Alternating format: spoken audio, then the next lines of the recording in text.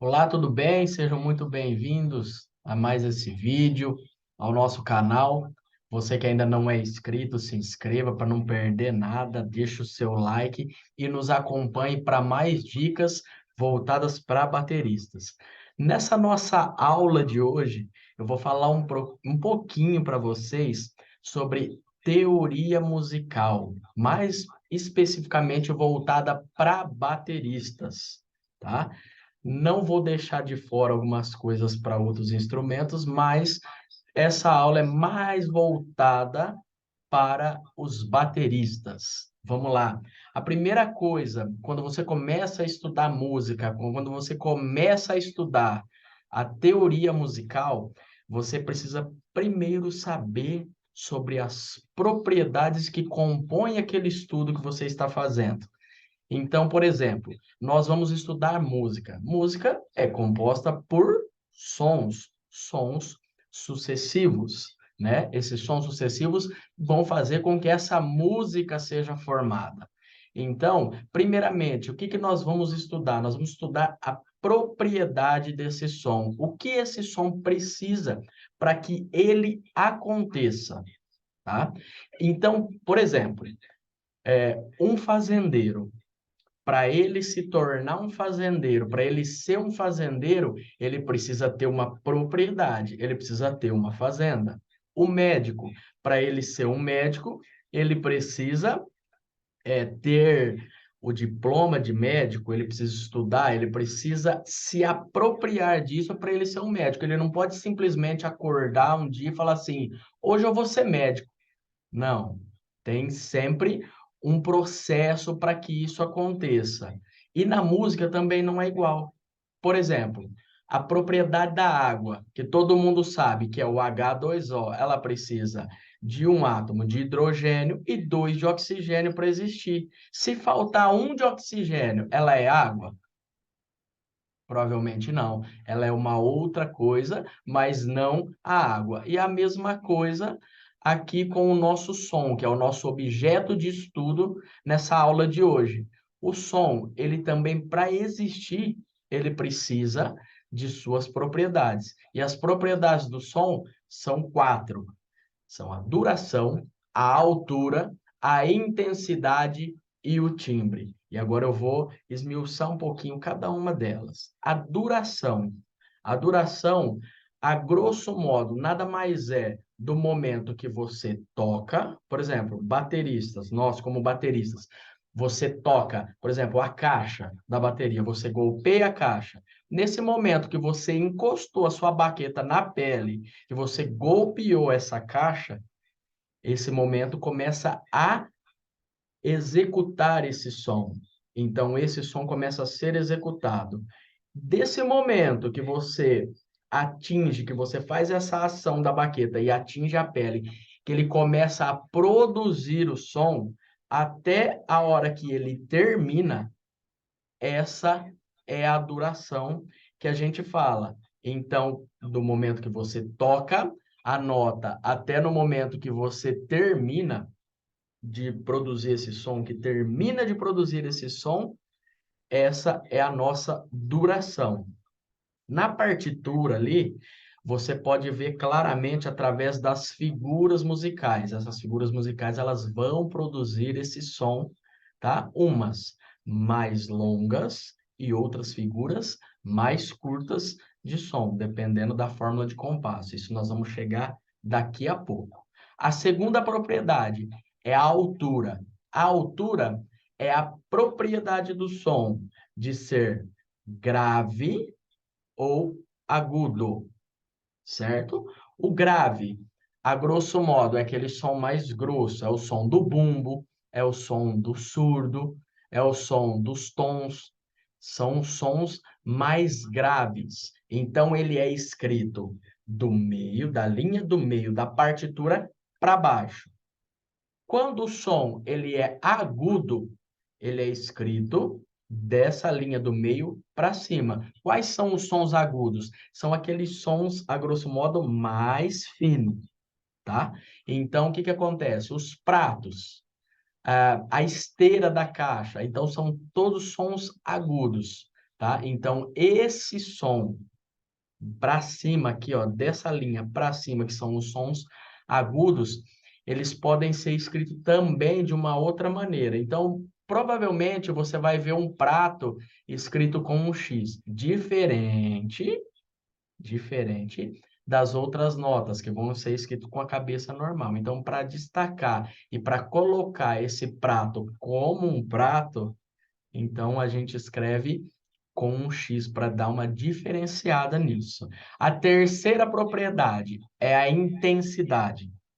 A intensidade é a propriedade do som que nos diz se o som é forte ou fraco, certo? Então, se esse som ele é tocado com maior intensidade, com mais força, ele é um som de intensidade alta, de uma alta intensidade, de uma intensidade mais forte em relação a um outro som, tá? Que é o som mais um pouquinho tocado um pouquinho mais baixo, um pouquinho com menos intensidade.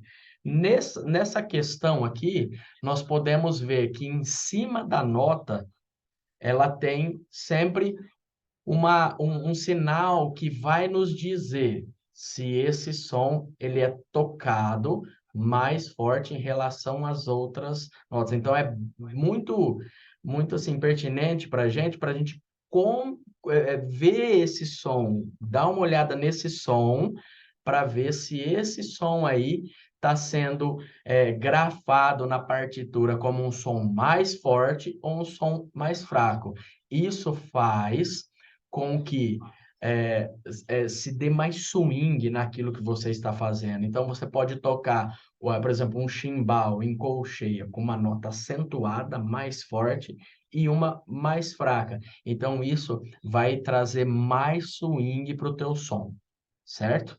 E a nossa quarta propriedade do som é o timbre. O timbre nada mais é do que a voz do instrumento. Por exemplo, você está chegando agora no canal e você vê eu falando aqui. Você às vezes não me conhece, mas se você continuar assistindo os meus vídeos, vai ter uma hora que você vai ouvir a minha voz e você não precisa me ver para saber que eu que estou falando. É a mesma coisa num instrumento. A voz do instrumento, que é esse timbre, você não precisa ver a pessoa tocando para saber que é um som de uma bateria. Você ouve uma música e você ouve lá, poxa, tem bateria. Nossa, tem um violão, tem uma guitarra, mas você não está vendo. Mas como que você sabe que tem lá? Pelo timbre, tá? Então, essas são as quatro propriedades do som. A duração, que é o tempo que a nota dura, né? Que é grafado pelas figuras de nota. A altura, que é o som grave, tá? De baixa intensidade, que é o som grave, que é escrito da linha do meio para baixo, e o som agudo, que é da linha do meio para cima. Então é assim que é grafado. A hora que você pegar uma partitura para ler, você vai ver, viu a linha lá do meio? Sons mais graves, eles vão estar para baixo. Sons mais agudos, eles vão estar para cima. E temos a intensidade, que é o você tocar a nota mais forte ou você tocar a nota mais fraca. E isso também tem lá a grafia, tá?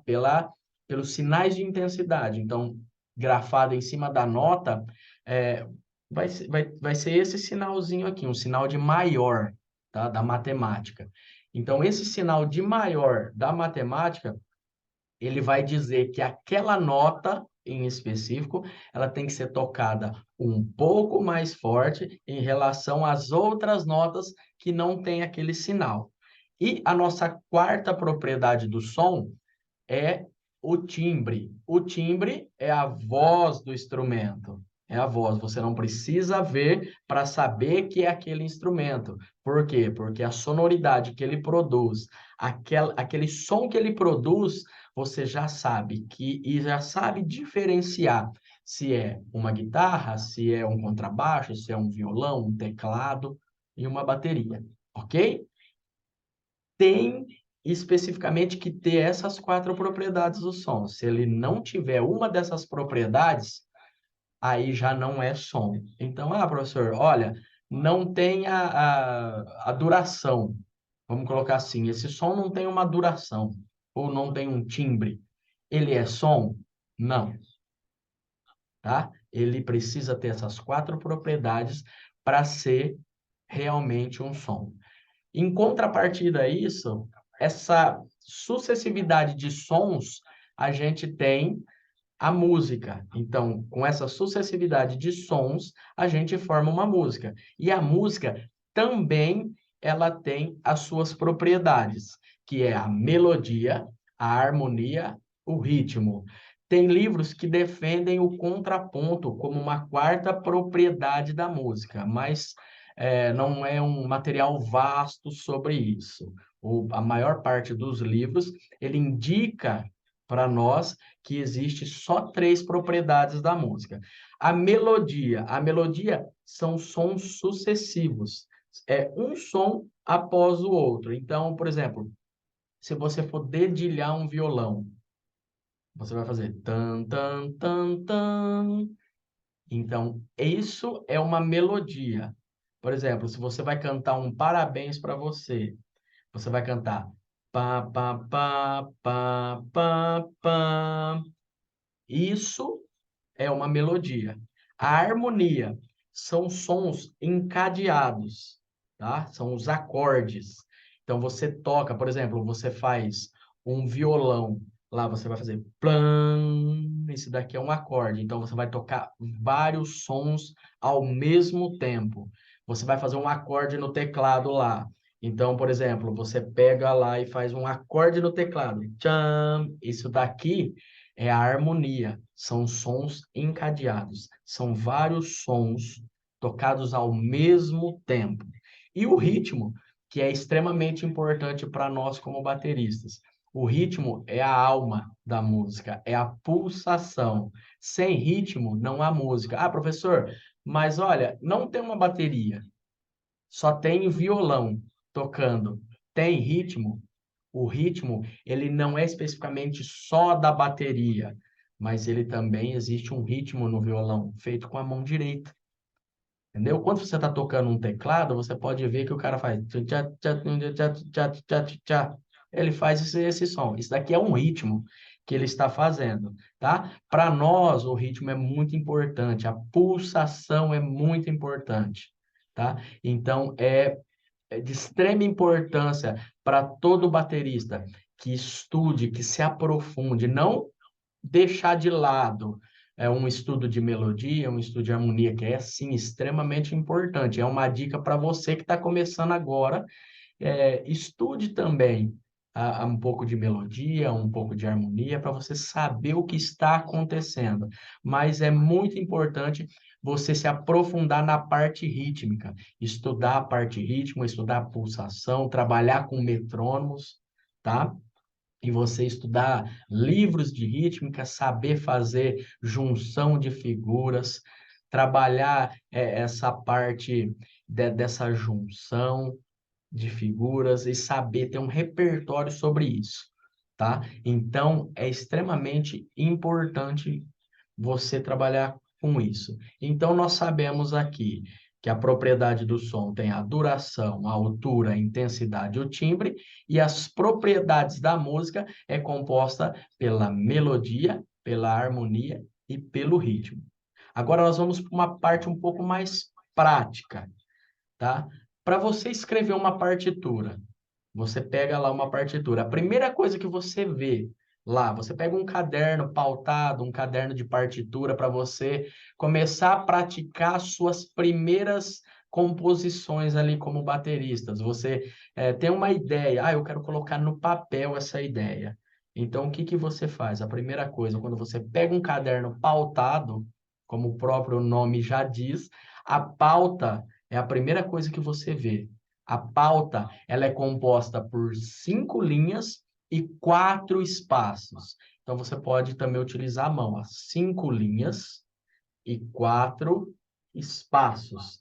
Então, essas 5 linhas e 4 espaços dessa pauta ou pentagrama, ele é feito para que nós podemos escrever música, para que nós podemos colocar as notas musicais e as figuras musicais também, tá? Notas musicais são 7, que é o dó, ré, mi, fá, sol, lá, si, e as figuras musicais também são 7, que depois eu vou falar para você com mais detalhes. Mas é a semibreve, a mínima, a semínima, a colcheia, a semicolcheia, a fusa e a semifusa, tá? Então, essa pauta você vai pegar e você vai escrever as notas musicais, as figuras musicais dentro dela. Nesses 4 espaços e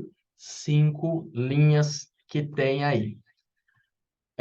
Por exemplo, se você quer escrever uma nota que seja uma nota mais aguda do que essa partitura, do que essa pauta possa suportar, ou que essa nota seja mais grave do que essa pauta possa suportar, aí nós temos que colocar linhas suplementares, que são aqueles risquinhos que você coloca acima dessa pauta ou abaixo dessa pauta. Então, acima nós temos as linhas suplementar superiores e os espaços suplementar superiores. Embaixo nós temos as linhas suplementar inferiores e os espaços suplementar inferiores. Então, se você quiser escrever uma nota muito grave que não cabe ali naquela pauta, então você tem que colocar as linhas e os espaços suplementares inferiores. Se você quer escrever uma nota muito aguda que não comporta nessa pauta, você também coloca essas linhas suplementares e esses espaços suplementares superiores. Depois disso, o que que nós colocamos? A clave ou chave. A clave vai dizer para a gente para qual instrumento aquela composição foi escrita. Você pode ver que tem a clave de sol, a clave de fá e a clave de dó. Tem as suas especificações também. Tem clave de dó em várias linhas, a de fá também, tá? Mas nós vamos se atentar à nossa clave, que é a clave de percussão, tá? Então a clave de sol ela é colocada no começo da partitura para escrever instrumentos que sejam mais voltados para o agudo, tá? Como flauta, o violino, violão, a mão direita do teclado que toca as teclas mais agudas. A clave de Fá, ela é para designar os instrumentos mais graves, tá? Então, o contrabaixo, o baixo elétrico, o violoncelo e o teclado nessa mão aqui, esquerda, né?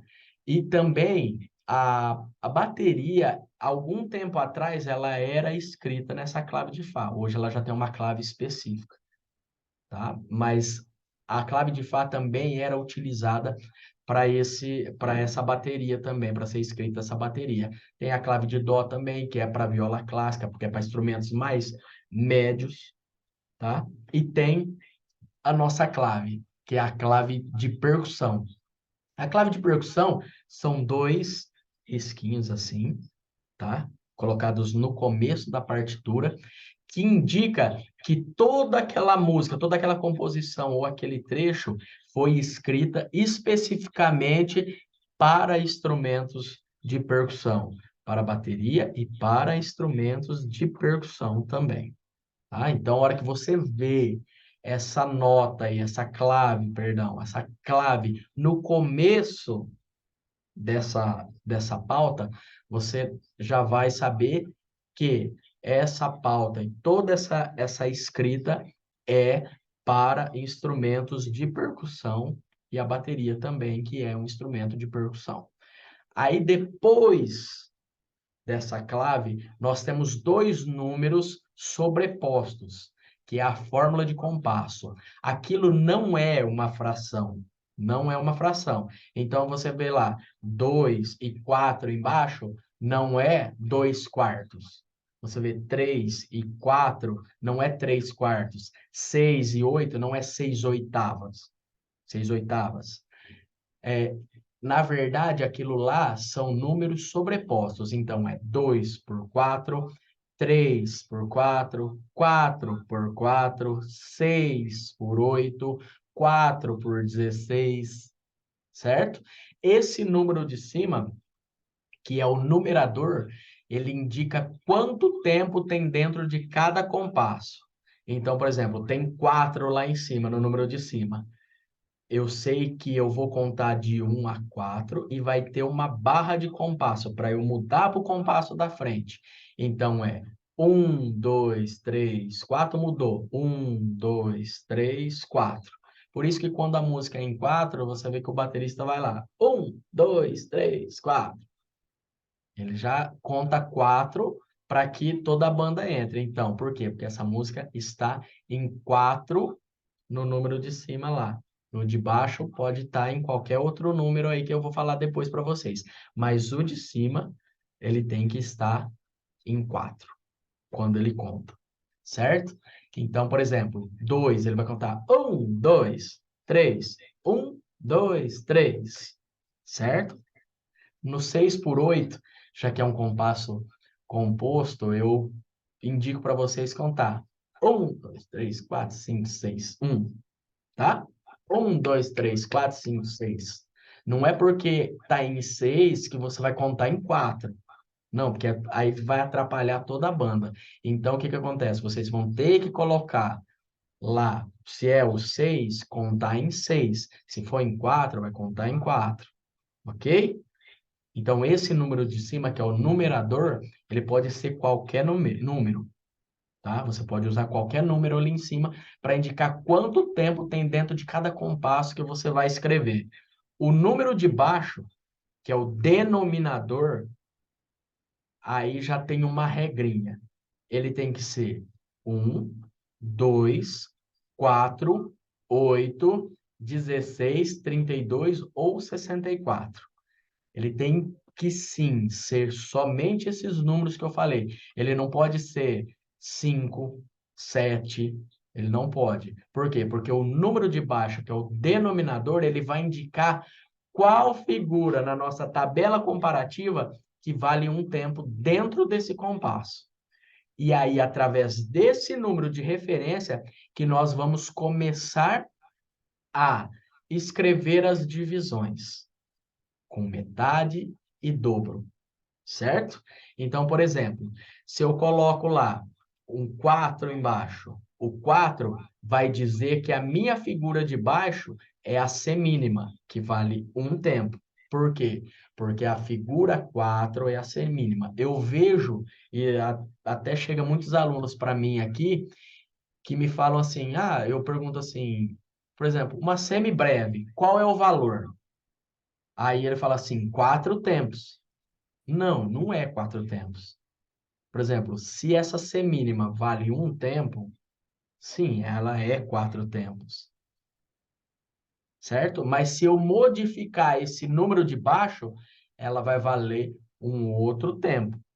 Ela vai valer mais que isso, certo? Ou menos.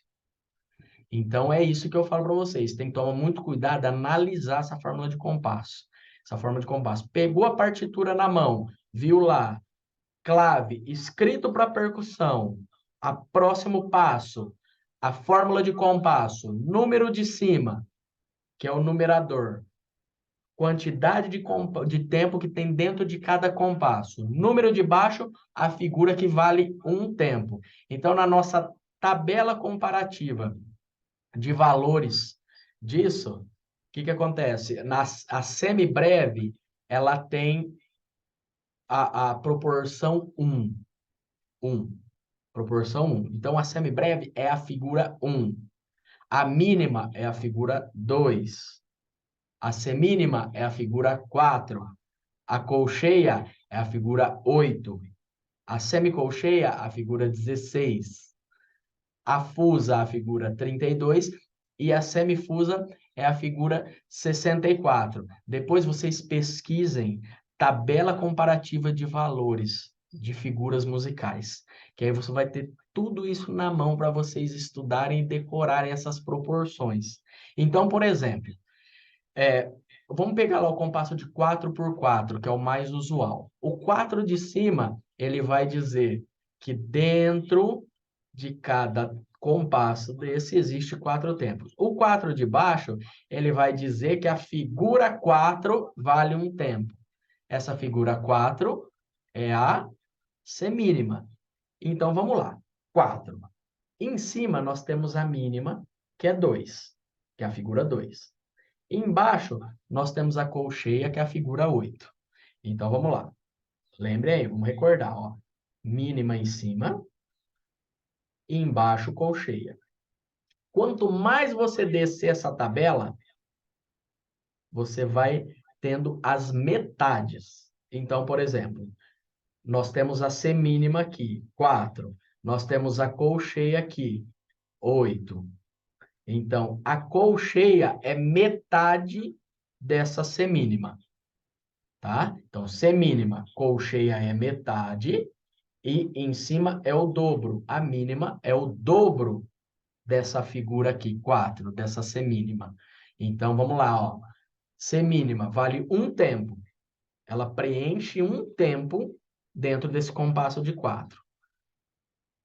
A mínima que está em cima, ela preenche 2 tempos, porque ela é o dobro. Ela preenche 2 tempos nesse compasso.